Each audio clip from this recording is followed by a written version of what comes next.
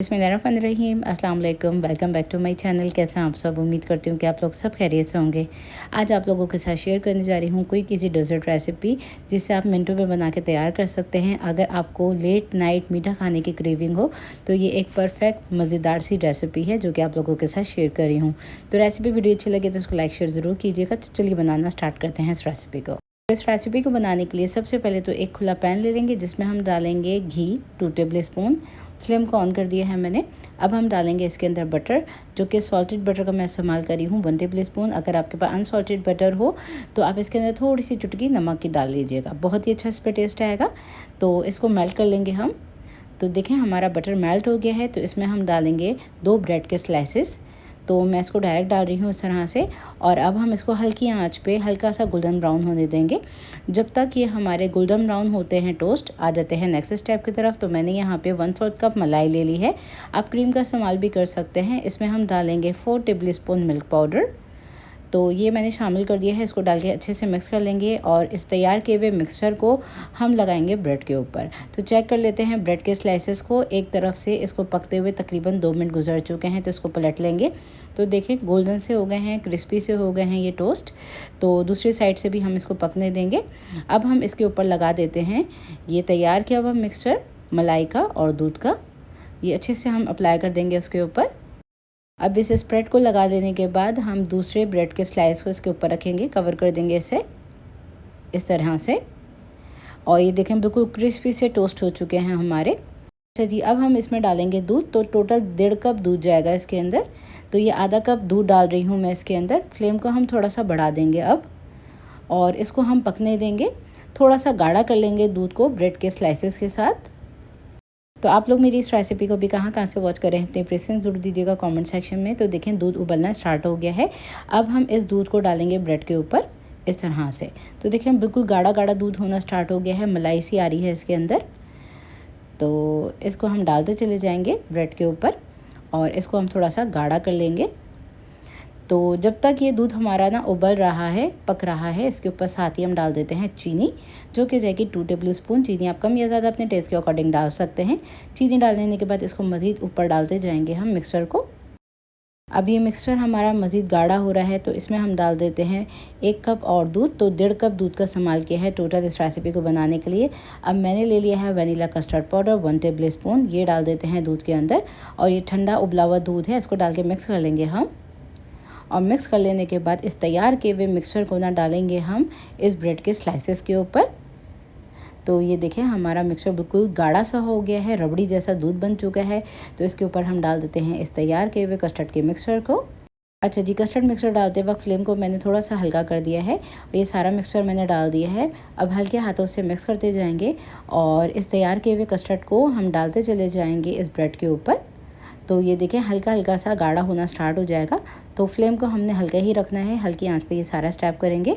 तो बहुत ही मज़ेदार रेसिपी है, ज़रूर ट्राई कीजिए। अगर आपको लेट नाइट क्रेविंग हो मीठा खाने की तो ये एक quick and easy desert recipe है जो कि आप लोगों के साथ शेयर की है। तो इसको देखिए मैंने मिक्सचर को मिक्स कर दिया है और साथ साथ मैं इस मिक्सचर को डालती गई हूँ इस ब्रेड के ऊपर। तो इस डेजर्ट की रेसिपी को मैं क्या नाम दूँ कमेंट सेक्शन में मुझे ज़रूर बताइएगा। तो इसके ऊपर हम डाल देते हैं कटे हुए पिस्ते, थोड़े से बादाम और इसको आप सर्व कीजिए। बहुत ही मज़ेदार रेसिपी है। जब आप इसको बनाएंगे ना तो इंशाल्लाह आप लोगों के घर में ज़रूर सबको पसंद आएगा। अच्छा, इसके अंदर जो हमने स्प्रेड लगाया था ना मिल्क पाउडर का और मलाई का, उससे तो बहुत ही ज़्यादा मज़ेदार टेस्ट आएगा। तो रेसिपी को लाइक शेयर ज़रूर कीजिएगा। मज़ीद रेसिपी जानने के लिए चैनल को कर लीजिएगा सब्सक्राइब। ना स्टार्ट करते हैं इस रेसिपी को। रसमलाई बनाने के लिए सबसे पहला स्टेप कर लेंगे हम, जिसके लिए एक खुला सा डीप पैन ले लिया है जिसमें हम डालेंगे डबल ग्रीन मिल्क दूध, जो कि ऑलरेडी हमारा दूध उबला हुआ है। अब हम इसको हल्का सा गर्म कर लेंगे। तो हो सके तो अच्छा गाढ़ा दूध लीजिएगा इस रेसिपी को बनाने के लिए। अब हम डालेंगे इसमें हरी इलायची का पाउडर 1/4 टीस्पून और इसके साथ ही हम डालेंगे इसमें चीनी, जो कि जाएगी आधा कप। चीनी आप मर्ज़ी के मुताबिक कम या ज़्यादा कर सकते हैं। ये आधा कप चीनी चली गई है इसमें। इसको डाल के मिक्स कर लेते हैं हम और इसको हम हल्की आंच पे पकने के लिए छोड़ देंगे जब तक ये थोड़ा सा गाढ़ा नहीं हो जाता। तो इसको हम साइड में कर देते हैं। जब तक दूध गाढ़ा होता है ना, कर लेते हैं अपना नेक्स्ट स्टेप। अब नेक्स्ट स्टेप में हम बनाएंगे रसमलाई की बॉल्स, जिसके लिए 1 कप मिल्क पाउडर ले लिया है, मेजरिंग कप से नाप के लेवल करके। अब इसमें शामिल कर देंगे हम बेकिंग पाउडर, जो कि जाएगा 1 टीस्पून लेवल करके। बेकिंग सोडा नहीं डालना, बेकिंग पाउडर डालना है। साथ ही मैंने डाला है मैदा 1 टीस्पून, और 1 टीस्पून मैंने भर के मैदा डाला है। साथ ही तमाम चीज़ों को अच्छी तरीके से मिक्स कर लेंगे हम। तो खूब अच्छी तरीके से मैंने मिल्क पाउडर के साथ मैदे को और बेकिंग पाउडर को मिक्स कर लिया है। अब हम डालेंगे इसमें घी या तेल। तो मेरे पास ये घी है, 1 टीस्पून डाल रही हूँ। अगर आपके पास घी ना हो तो आप तेल का इस्तेमाल भी कर सकते हैं। अब इसमें हम डालेंगे 1 अदद अंडा मीडियम साइज़ का, जो कि रूम टेम्परेचर है। तो अंडा आप रूम टेम्परेचर ही डालिएगा। अगर आपके पास रूम टेम्परेचर अंडा ना हो तो आप उसको थोड़ी सी देर के लिए नॉर्मल टैप वाटर में डाल के छोड़ दीजिएगा, जिससे वो नॉर्मल टेम्परेचर पे आ जाएगा। रसमलाई का डो हमारा रेडी है। इसको खूब अच्छे से मैंने मिक्स कर लिया है और इसको थोड़ी सी देर के लिए मैंने रेस्ट दे दिया था। अगर आपको लगे ये डो थोड़ा सा हार्ड हो रहा है तो इसके अंदर नॉर्मल जो दूध होता है उसका आप इस्तेमाल कर सकते हैं, जो कि रूम टेम्परेचर होना ज़रूरी है। तो मैंने यहाँ पे देखें बॉल्स बना ली हैं, जो कि बिल्कुल क्रैकलेस होनी चाहिए, नहीं तो ये रसमलाई फट सकती है दूध में डालते हुए। तो ये देखें हम बिल्कुल रेडी कर लिए हैं मैंने ज़बरदस्ती हमारी क्रैकलेस बॉल्स। अब यहाँ पे चेक कर लेते हैं दूध को, जिसको पकते हुए तकरीबन 10 से 12 मिनट गुजर चुके हैं। इसको मिक्स कर लेंगे हम। अब फ्लेम को हमने मीडियम रखना है। मीडियम फ्लेम पे हमने ये सारा स्टेप करना है। एक एक करके रसमलाई की बॉल्स को डालते चले जाएंगे गैप देते हुए, और जैसे जैसे डालेंगे ना तो ये खुद ब खुद फूलती चली जाएंगी। फ्लेम को मैंने थोड़ा सा बढ़ाया है और मीडियम फ्लेम पे अब हमने इसको ढक के पकाना है तकरीबन 10 से 12 मिनट के लिए। तो फ्लेम को देखें मैंने मीडियम रखा है। मीडियम फ्लेम पे आपने ये सारा स्टेप करना है। और यहाँ पे एक टिप दे देती हूँ कि ये बॉल्स बिल्कुल क्रैकलेस होनी चाहिए, डो आपका बिल्कुल सॉफ्ट होना चाहिए, तो बिल्कुल आपकी रसमलाई परफेक्ट बनेगी। तो देखिए मैंने बॉल्स को डाल के ढक दिया है और मैंने इसको पकने के लिए छोड़ दिया है तकरीबन 10 से 12 मिनट के लिए। अब जब 10 मिनट गुजर चुके हैं तो ये पोजीशन है रसमलाई की। थोड़ी सी फ्लेम को मैंने बढ़ा दिया है। अब जब जब इसमें झाग बनते जाएंगे ना तो ये और मज़ीद थोड़ी सी फूलती चल जाएंगी। तो तकरीबन 5 से 6 मिनट के लिए इसको मज़ीद पकाना है। तो टोटल टाइम है इसका पकाने का तकरीबन 16 से 17 मिनट। ठीक है जी, अब तकरीबन 17 मिनट गुजर चुके हैं और ये देखें ज़बरदस्त सी हमारी रसमलाई रेडी हो चुकी है। मैंने इसको चूल्हे पे से उतार दिया है और अब मैं दिखा देती हूँ उसका लुक। बहुत ही सॉफ्ट स्पंजी, बिल्कुल भी ख़राब नहीं हुई है, बिल्कुल भी टूटी नहीं है। और अब मैं इसको दिखा देती हूँ आपको प्रिक करके टूथपिक की मदद से। अंदर से आपको लगे कि ये कच्ची है तो आप इसको थोड़ा सा मज़ीद और पका सकते हैं। बिल्कुल क्लीन निकली है, बिल्कुल भी इसके अंदर गुठली नहीं है। तो देखें 1 कप मिल्क पाउडर से ढेर सारी रसमलाई बन के तैयार है। बाज़ार में काफ़ी ज़्यादा महंगी पड़ती है, तो आप घर में बआसानी बजट में रहते हुए इस रेसिपी को बना के तैयार कर सकते हैं, जिसके रिज़ल्ट आपके सामने हैं। बस मैंने इसको खूब अच्छे से ठंडा कर लिया है, उसके ऊपर थोड़े से और कटे हुए पिस्ते डाल दिए हैं और ये देखें इसका लुक। और अब मैं आपको अंदर से भी इसको तोड़ के दिखा देती हूँ कि ये कितनी ज़बरदस्त बनी है। तो ये देखें, तो बेहतरीन रिजल्ट्स के साथ आप रसमलाई घर में तैयार करना चाहते हैं तो इस रेसिपी को आंख बंद कीजिएगा और ट्राई कर लीजिएगा। इंशाल्लाह बेहतरीन बनेगी ये recipe. Caramel steam egg pudding बनाने के लिए सबसे पहले तो हम चीनी को कैरमलाइज़ करेंगे। तो पैन के अंदर 2-3 कप चीनी डालेंगे और इसके साथ ही हम डाल देंगे इसके अंदर 1/4 कप पानी। और फ्लेम को हमने बिल्कुल हल्का रखना है और हल्की आंच पे हमने इसको कैरमलाइज़ करना है। तो देखें फ्लेम जो है बिल्कुल हमारी हल्की है, पानी एवोपरेट हो चुका है और चीनी कैरमलाइज होना स्टार्ट हो चुकी है। अब चूल्हे की आंच को बंद करने के बाद इसको मैंने हल्का सा मिक्स कर लिया है, देखें इस तरह से बगैर चम्मच चलाए। और अब हम इसके अंदर पानी डालेंगे और चूल्हे की आंच को हमने पहले ही बंद कर दिया है ताकि चीनी हमारी जले नहीं, वरना से उसका पूरा टेस्ट ख़राब हो जाता है। अब मैंने यहाँ पे एक पुडिंग का मोल्ड ले लिया है, जिसके अंदर मैं ये कैरमलाइज हुई चीनी को डाल रही हूँ। इस तरह से हमने डालना है साइडों के ऊपर भी इसको, और इसको हम थोड़ी सी देर के लिए रख देंगे फ्रिज के अंदर। नेक्स्ट स्टेप में सॉस पैन के अंदर 2.5 कप दूध डालेंगे, जो कि ऑलरेडी उबला हुआ ठंडा दूध है। अब इसको हमने हल्की आंच पे बिल्कुल गर्म करना है। साथ ही इसके अंदर मैं डाल रही हूँ क्रीम। तो ये व्हिपिंग क्रीम है 1/4 कप, ये मैं इसमें शामिल करी हूँ, जो कि ऑप्शनल है, ना हो तो आप इसको टोटली स्किप कर सकते हैं। मेरे पास थी तो मैंने डाल दी है। अब इसके अंदर वनीला एसेंस डाल देंगे, जो कि जाएगा 1 टीस्पून, ये मैंने शामिल कर दिया है। अब इस मिक्सचर को हमने बिल्कुल हल्का नीम गुनगुना रखना है, बहुत ज़्यादा इसको हमने तेज़ आंच पे नहीं पकाना। अब हम इसके अंदर डालेंगे कंडेंस मिल्क, जो कि जगह आधा कप। इसकी रेसिपी चैनल के ऊपर ऑलरेडी दी हुई है, आप इसको घर में भी बना के तैयार कर सकते हैं, जो कि कई गुना सस्ता आपको घर में पड़ सकता है। तमाम चीज़ों को मिक्स करने के बाद चूल्हे की आंच को बंद कर देंगे और इस मिक्सचर को हम हल्का सा नहीं गुनगुना ही रहने देंगे। अब आ जाते हैं नेक्स्ट स्टेप की तरफ। नेक्स्ट स्टेप में हम डालेंगे एक ब्लेंडर जार के अंदर 4 अदद अंडे, और ये मीडियम साइज़ के अंडे हैं। और अब हम इसके अंदर इस तैयार किए हुए मिक्सचर को डाल देंगे, जिसका टेम्परेचर बिल्कुल हल्का नीम गुनगुना है, और तमाम चीज़ों को खूब अच्छी तरीके से हम ब्लेंड कर लेंगे। तो साथ ही आप लोग मेरी इस पुडिंग की रेसिपी को भी कहाँ से वॉच कर रहे हैं, अपनी प्रेफरेंस ज़रूर दीजिए कमेंट सेक्शन में। तो ब्लेंडर जार के अंदर डाल के हम तमाम चीज़ों को खूब अच्छी तरीके से मिक्स कर लेंगे। ये मिक्सचर हमारा रेडी हो चुका है, अच्छी तरीके से ब्लेंड कर लिया है मैंने। अब यहाँ पे जो हमने मोल्ड को तैयार किया था, फ्रिज में रख दिया था, अब इसके अंदर मैं इस तैयार किए हुए मिक्सचर को डाल रही हूँ छन्नी की मदद से। तो ये सारा मिक्सचर मैंने पोर कर दिया है। अब इसके ऊपर ये बबल्स दिख रहे हैं, इसको हम निकाल लेते हैं। तो ऊपर से ये सारे बबल्स को निकाल देंगे, इसका कोई काम नहीं है। अब देखें सारे बबल्स को रिमूव कर दिया है मैंने। अब मैं इसको करी हूँ कवर एल्युमिनियम फॉइल के साथ, ताकि इसके अंदर स्टीम का पानी बिल्कुल भी ना आ सके। तो अच्छी तरीके से इसको सील्ड अप कर देंगे हम।